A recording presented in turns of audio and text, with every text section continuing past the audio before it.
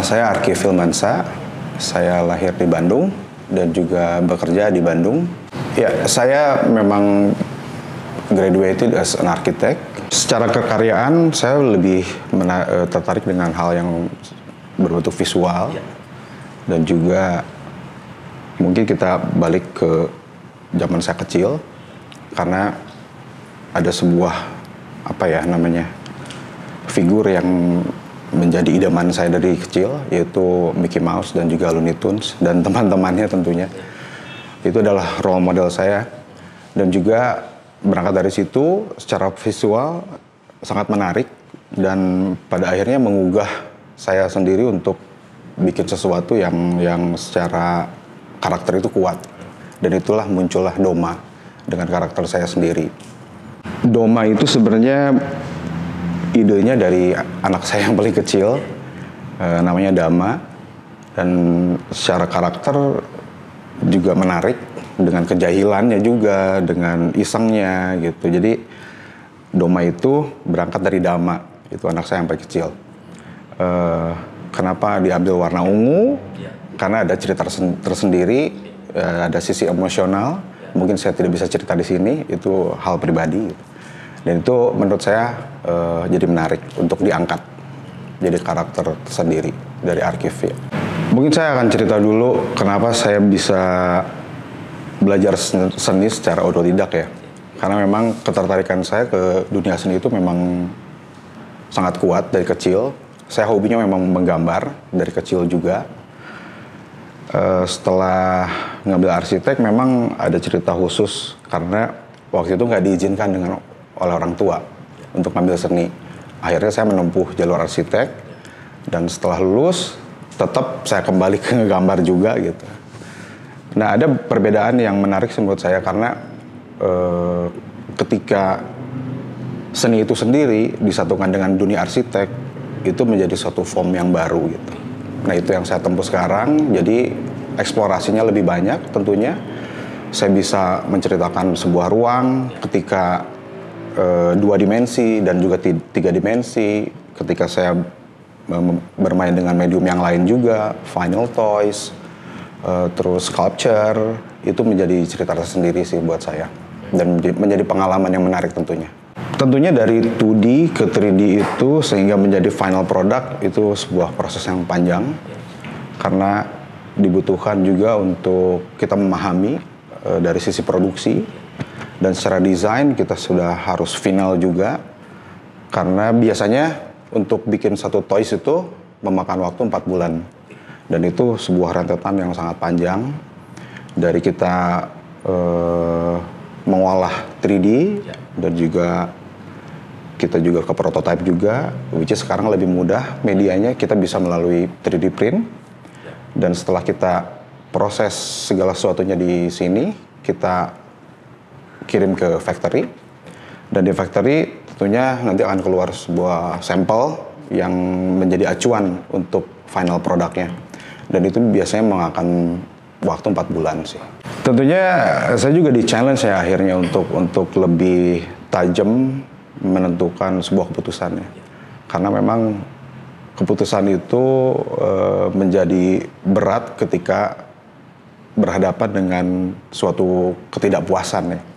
Karena ya kalau kita bicara dengan 3D objek, kadang-kadang apa yang ada di pikiran itu kadang-kadang sama apa yang kita harapkan. Adapun juga perbedaannya di situ gitu. Nah, itu menjadi challenge tersendiri karena kita dituntut untuk selaras dengan apa yang kita pikirkan dengan hasil yang dihasilkan. Ya. Menurut saya sih perbedaannya lebih ke pengolahan medium kali ya. Karena tentunya ketika kita berangkat dari sculpture itu kita membicarakan skala ya.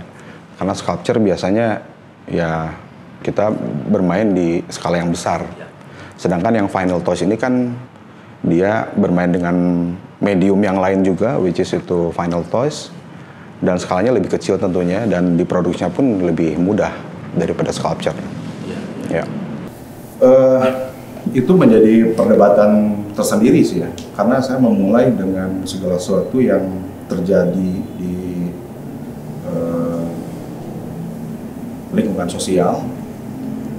Saya suka dengan fashion juga, street culture, karena saya sangat dekat. Setelah kuliah itu saya memulai menyukai dengan apa yang dunia luar ataupun bisa kita bilang dunia barat masuk ke Indonesia. Ya saya menerima itu dan juga saya mendalami itu juga di sisi yang lain gitu. Nah itu ada ketertarikan yang sangat menarik menurut saya karena itu mempengaruhi ke proses karya saya sendiri gitu. Karena saya suka dengan warna tentunya.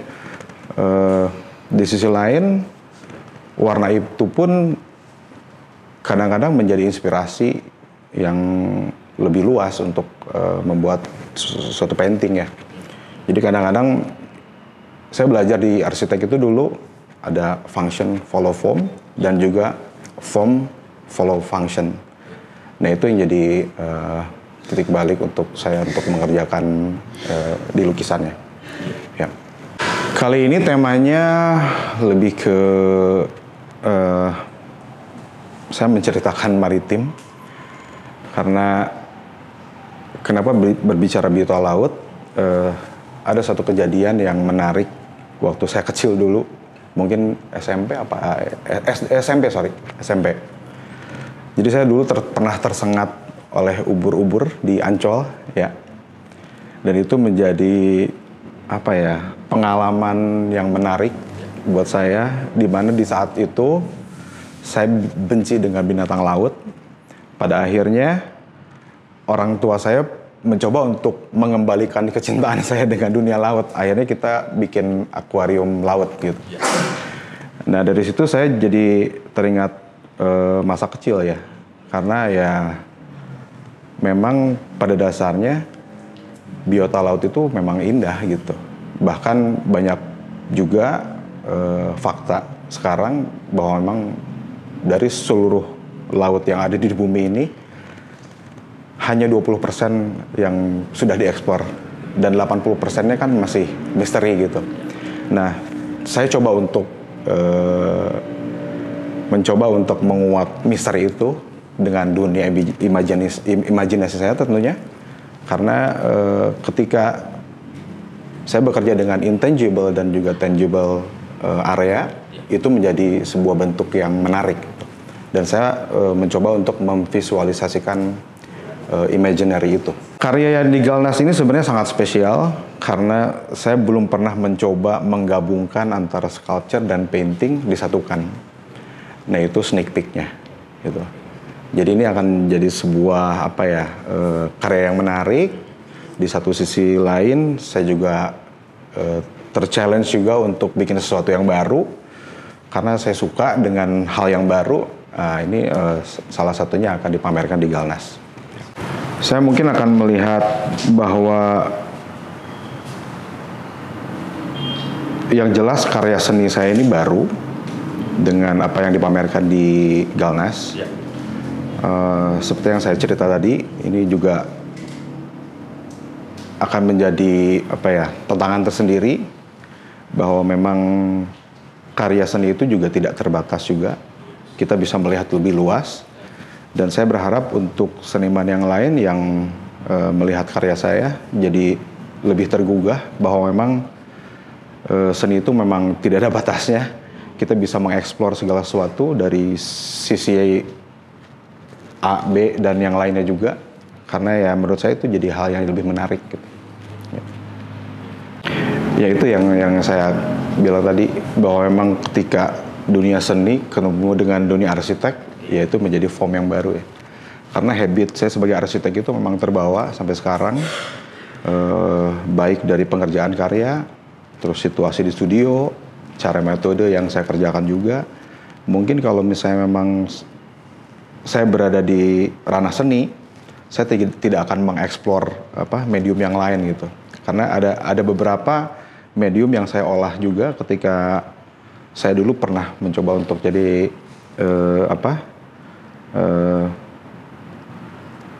di arsitek. Sampai saat ini saya menciptakan suatu